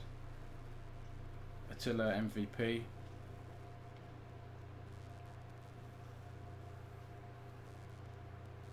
Playoffs are on the horizon. Oh yeah, so you've already locked in, haven't you? I must have missed that, and this is to do with seeding and stuff now. Because there's not many games left, is there? Not many games left now. Oh, you use locked in very loosely. I think it's still another win required to prevent Enrique qualify by tiebreaker. Okay, qualifying by tiebreaker. Yeah, understood. Good stuff.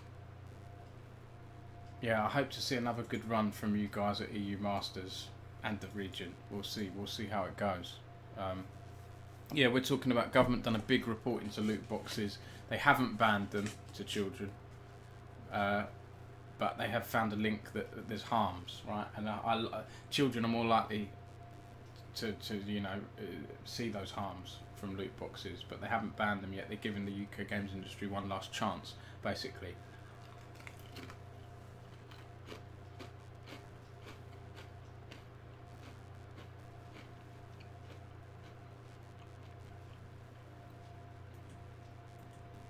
Didn't know this. Committee of Advertising Practice published guidance on advertising in-game purchases with regards to loot boxes.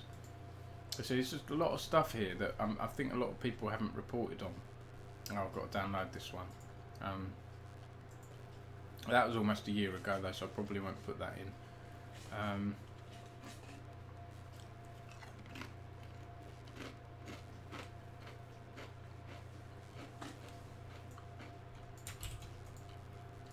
gonna add this in here.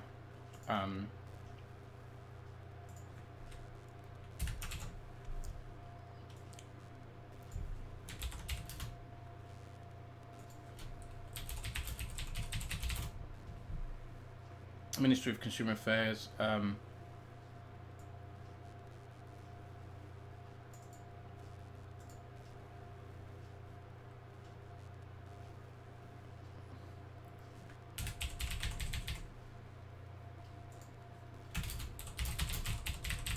rewrite that slightly so it's in there. Limited evidence was provided on action being taken in the UK and internationally on consumer rights grounds. Limited evidence was provided.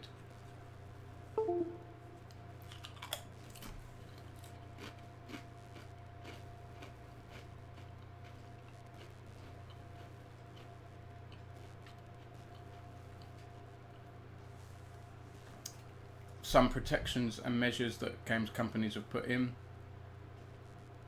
Disclosures, parental controls, data protection. I don't think this stuff is that useful, to be honest. I don't think it's really helping this problem.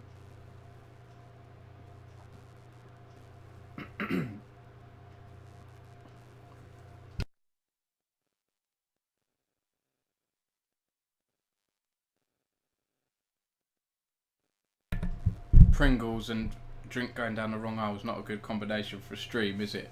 I had to mute myself then and stop my coughing.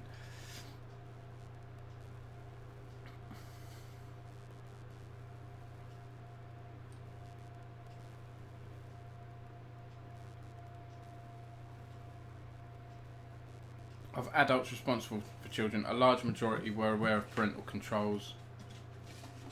Okay.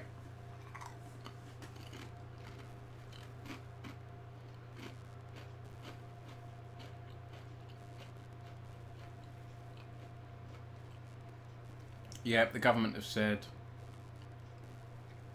loot boxes should be unavailable to all children and young people unless they're enabled by a parent or guardian. I mean, that's the same as,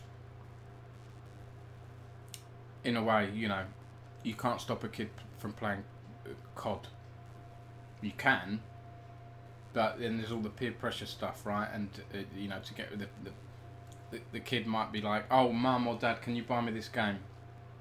And if the parent is happy for their child to play an 18+ game, they'll just buy it and give it to them, kind of thing.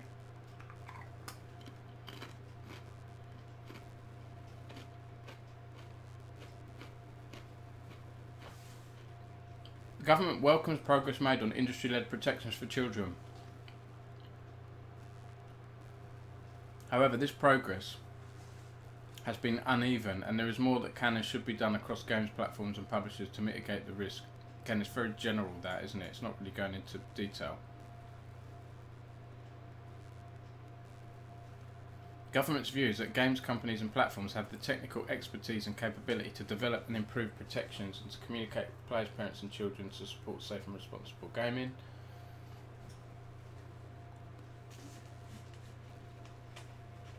Purchases of loot boxes should be unavailable to all children and young people unless and until they are enabled by parent or guardian.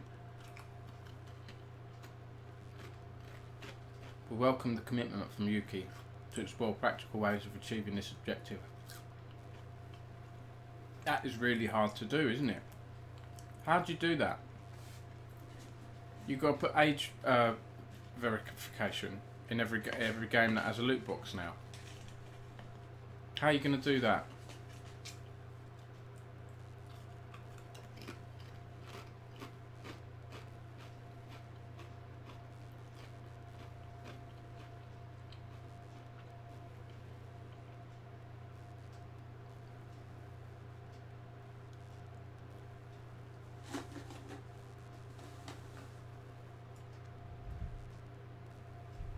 Oh, I might put that in because I think that's quite an interesting objective there.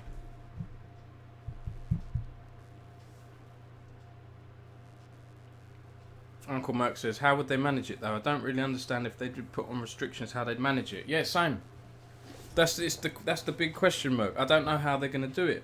Josh says, my view on loot boxes is they're deceptively and purposefully... You're right me calling you Josh, by the way. Do you prefer High Rev? Designed to be addictive. Yeah, I agree. I'm not too keen on them, but believe it's okay if there's proper education introduced for minors. Obviously, they differ from game to game, and it will be near impossible to enforce an age lock on access. I think that'll only backfire on publishers. Do you mind me putting that in this article, Josh? Obviously, you don't have to go on the record, right? I could say I think that's an interesting. I think this is an important bit here we've touched on because it's got a few of you talking, and it is at the crux of the issue, I think.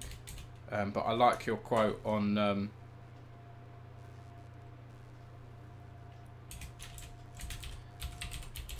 it is near impossible, isn't it? How'd you do it? And how are Yuki gonna help the games industry do that?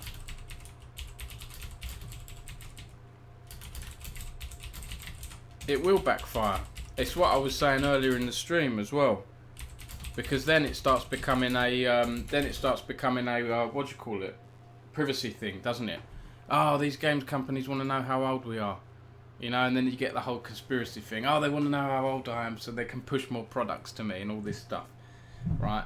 Oh, they've got a new game out that's 12 plus and I'm 12 years old. They're going to push that to me, and Alexa's listening to me and the government listening to me and all of that stuff. Merck says, if they did put on an age long, how would they manage it to prevent children from just doing the simple thing of changing the year they were born on registration? Yeah, exactly. Exactly. Do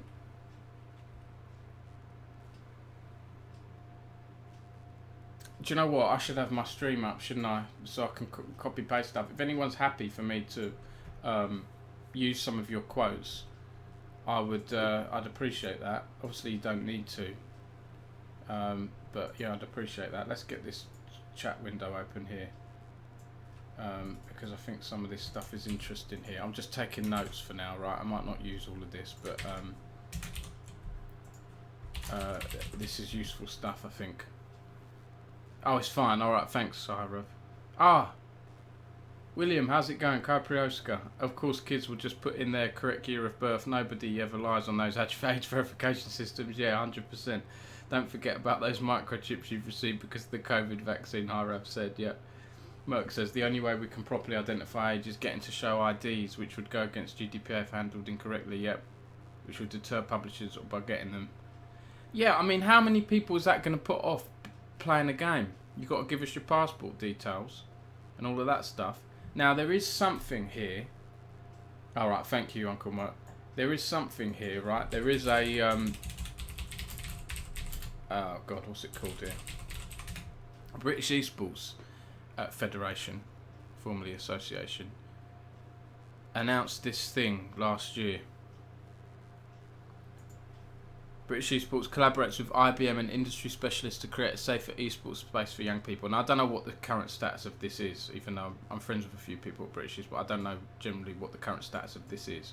This is a year and a half ago. New membership platform to launch in spring 2021. That didn't happen.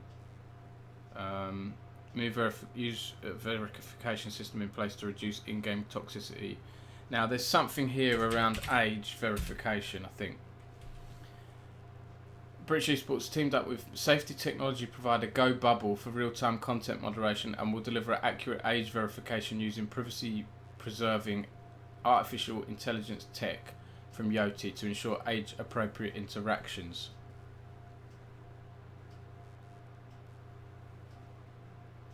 Yoti is the world's leading identity platform with accurate age estimation tech, providing a secure way of providing ages without revealing any personal information.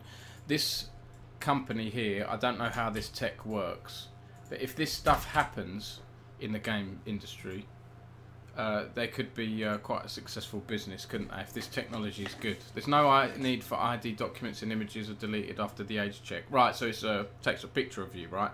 But some people can find their way around that, surely. Some people have baby faces, don't they? Other people look older than what they are. The Yoti app also enables people to prove their age with one tap, which is verified with a government ID and their unique facial biometrics.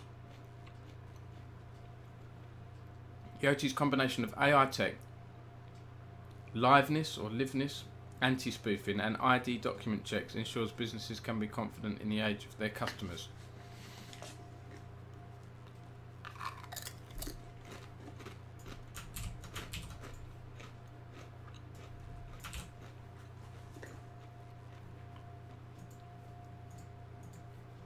You know what I'll probably do from this? I'll probably do something like top 10 takeaways from the government's full report on loot boxes and just highlight stuff, because I've done things like this before and it's an easy way for people to look, and then I can maybe tweet it out or something like I'll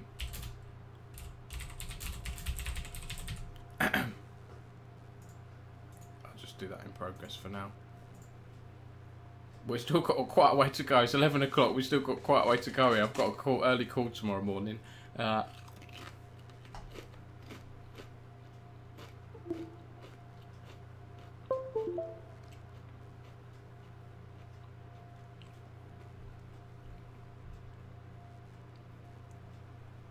DCMS will convene a technical working group to pursue enhanced industry-led measures to mitigate the risk of harms for children. Yeah, we know this. Yeah, we know this. That Doris has said all this stuff. It's been developed alongside its review of the Gambling Act. Right, a white paper setting out the conclusions from the review and vision for the gambling sector will be published as soon as possible. That might have some stuff with, on loot boxes in it as well.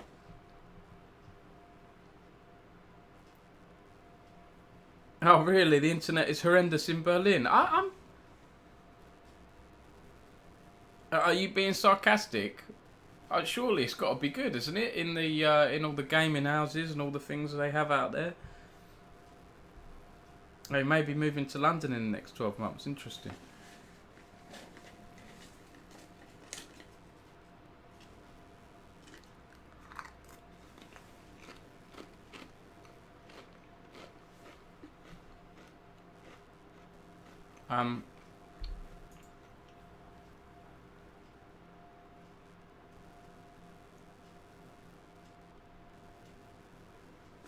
Government does not intend to amend or extend the scope of gambling regulation to cover loot boxes at this time.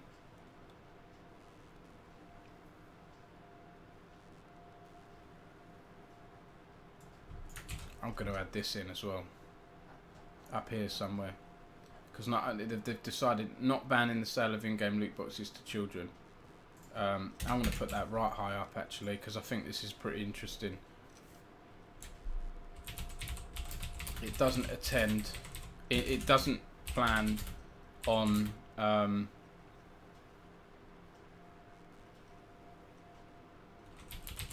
amending gambling regulation. No, that's wrong. It is. I don't want to use extender scope, but.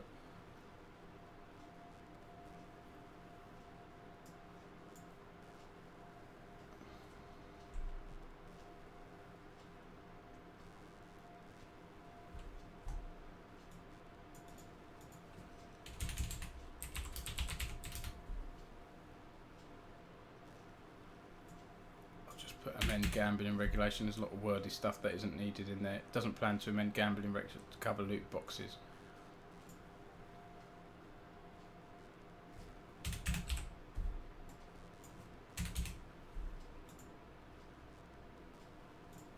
Tell you what, I'll put it there.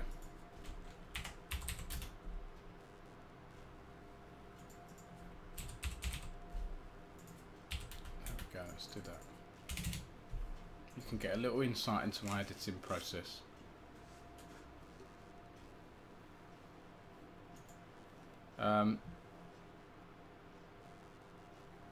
While many loot boxes share some similarities with traditional gambling products, we view the ability to legitimately cash out rewards as an important distinction. I do kind of agree with that. In particular, the prize does not normally have real-world monetary value outside of the game, and its primary utility is to enhance the in-game experience.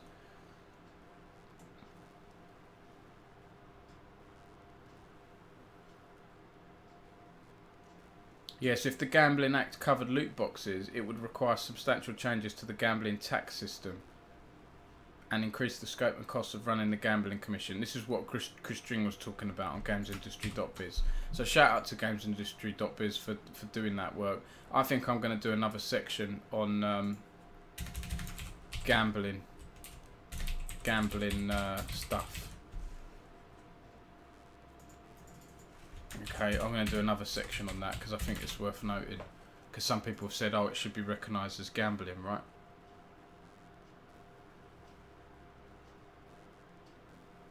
Hi, Rav. Thank you. I'm jumping off. Have a nice evening. See you on Wednesday. Thanks, Hyro. Good luck on Wednesday. Thanks for tuning in. It's nice to see people drop in, drop out, even if it's, yeah, it's good. 20, 30 minutes, I really like it. It's nice doing a stream because you get people coming in. It's like someone coming in, right, saying, hi, how's it going? Hanging around for a bit and then leaving. And then someone else comes in, kind of thing. It's nice. So I've built up a little following on Esports News UK and I like it. So yeah, cheers. Have a good evening. Hi, Rav.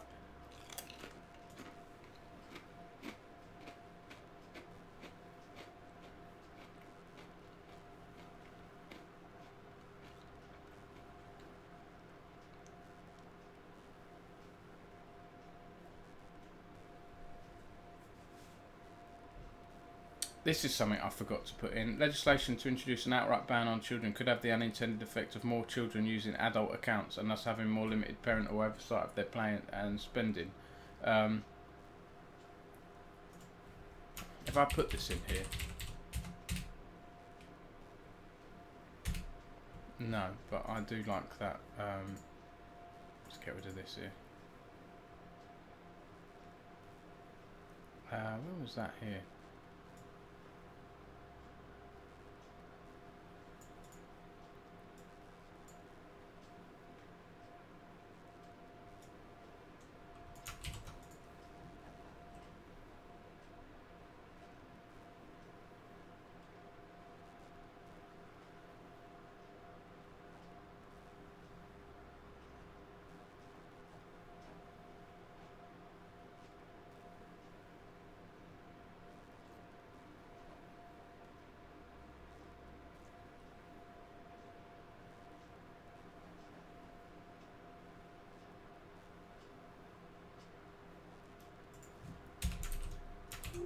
Oops.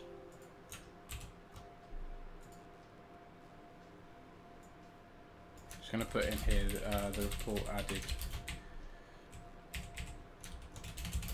that legislation to introduce an outright ban could have the unintended effect of more children using adult accounts. Yeah, I think that's important to put in.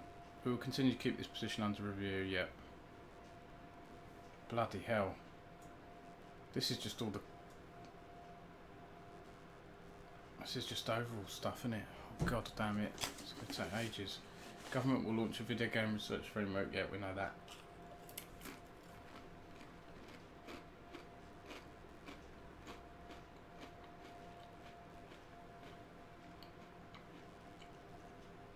Government saying how great it is and how great our games market is.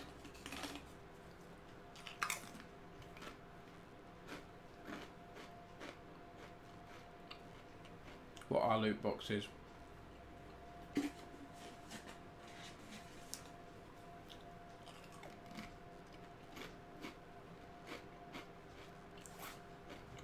Here we go. 87% of the 32,000 responses said they were answering the questions as someone who plays video games. So 87% who responded to that are gamers, right? That's pretty good data. 12% as both a player and someone responsible for a child. Less than 1% was someone only responsible for a child, not as a player of games. That's mad. 99% of people who filled in this this survey are gamers.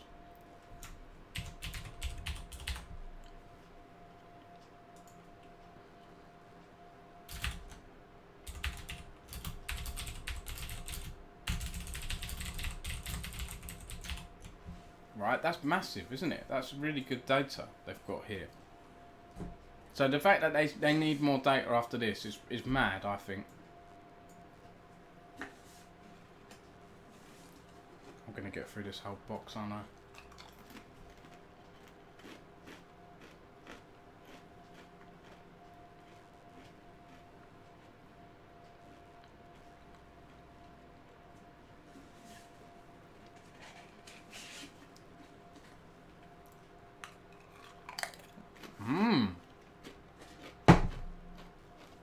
The following organisations submitted information for the call for evidence: Activision Blizzard, EA,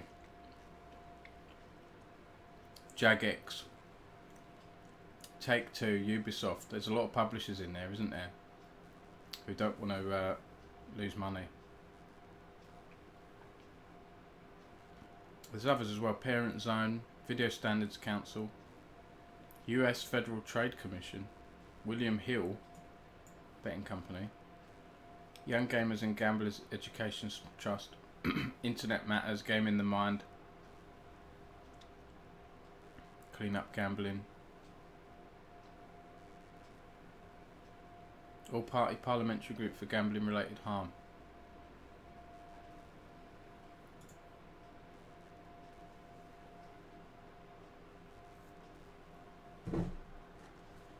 Did I put that in-game thing in here? Yeah.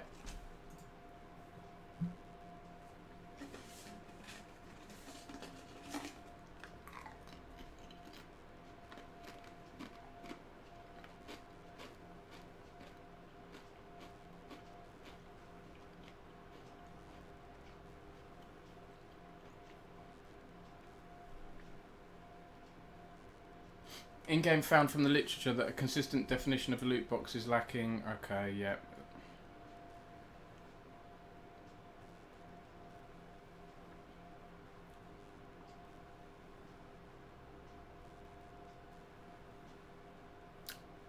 Don't know about this. This seems like a cop-out for me. Loot boxes can be considered a convergence of user retention strategies and data analytics with random reward mechanism which have long been part of game design.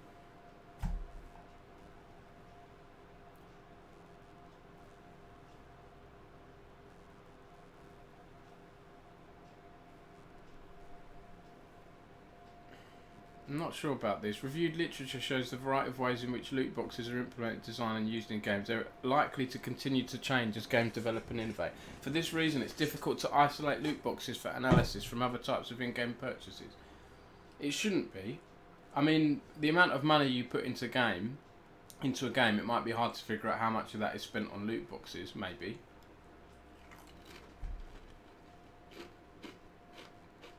But the publishers, if they're forced to, by the government, will have the data to show on that. Data is scarce. Citing a report from 2018.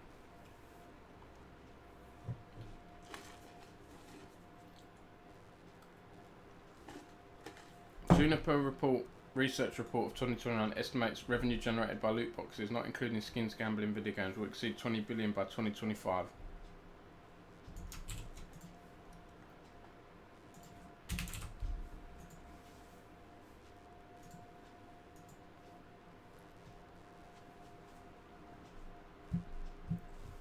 In-game observed, there are many different approaches to monetizing video games using in-game purchases. Loot boxes are one of several revenue elements. Sorry if this is boring, by the way, this stream. I'm experimenting, right? I just, yeah, wanted to try something different.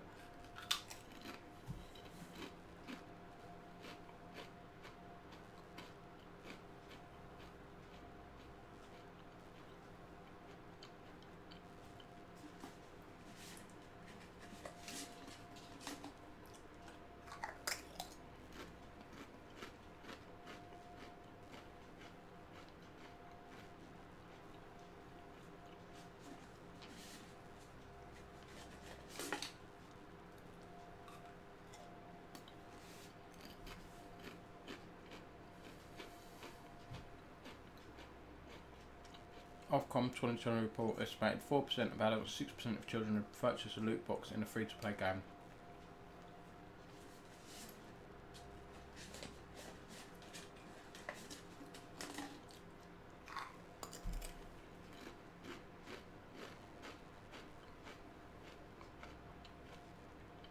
It's interesting.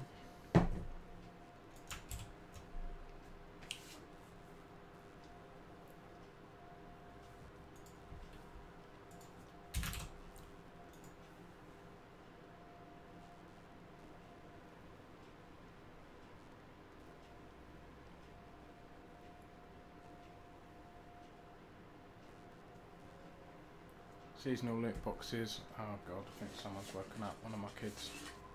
I'll be back in a sec.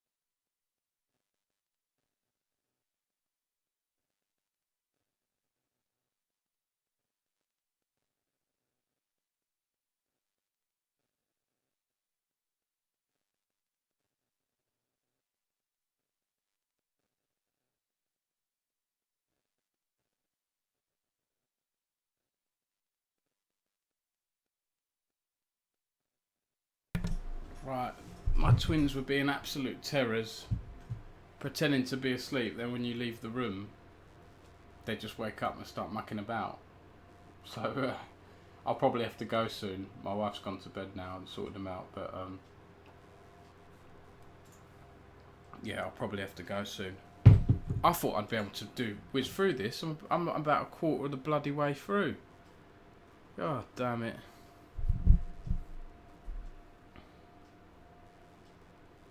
I'm going to pick up the pace now, I think, a little bit more.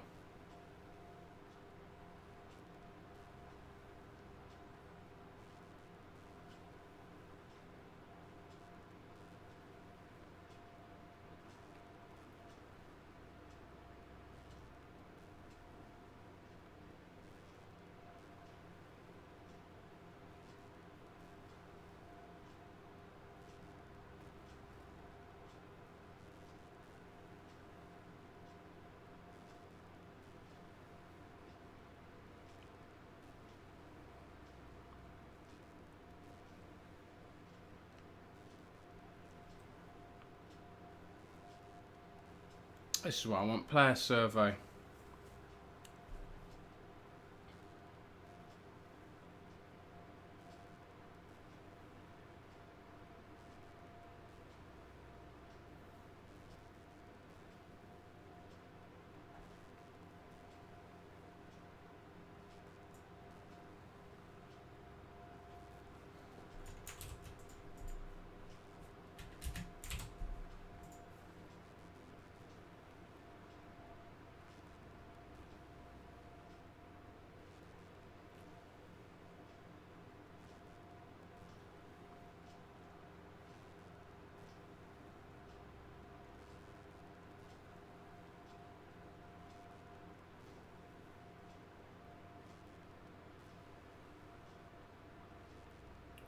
Gambling Severity Index.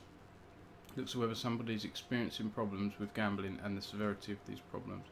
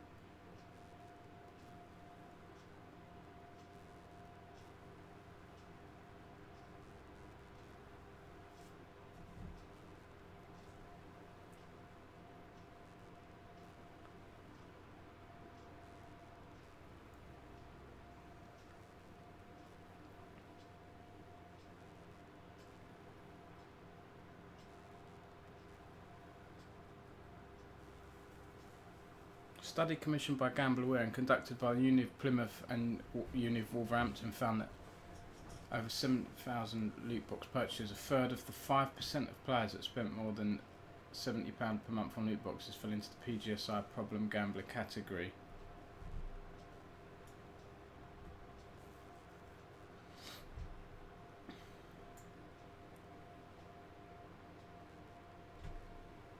There is no evidence to suggest that loot box spend is correlated with either mental well-being or psychological distress.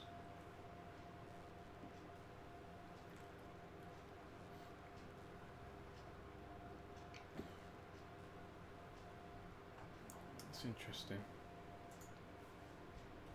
Let's put this one in here.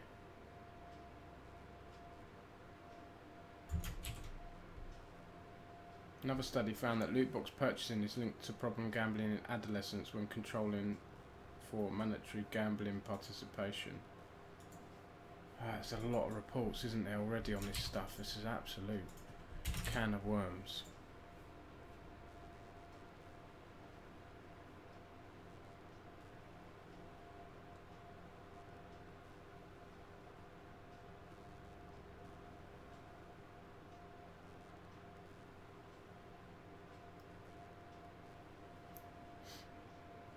I wonder which direct submissions said there's a lack of evidence supporting the argument that loot boxes cause harm.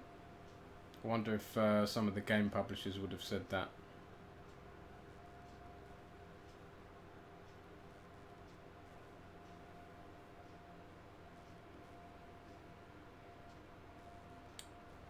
Actually, do you know what? Maybe this wasn't a good idea for a stream because I'm reading a lot now, and to read it out loud, just to speak out these sentences, it makes it a lot longer. So I think I'm gonna end the stream there, and I'll just go through this myself now and update the rest and update my website. But thank you for watching. Those of you who did, I will be back soon, probably end of the week with another news recap stream. Until next time, have a good one, and I'll see you soon.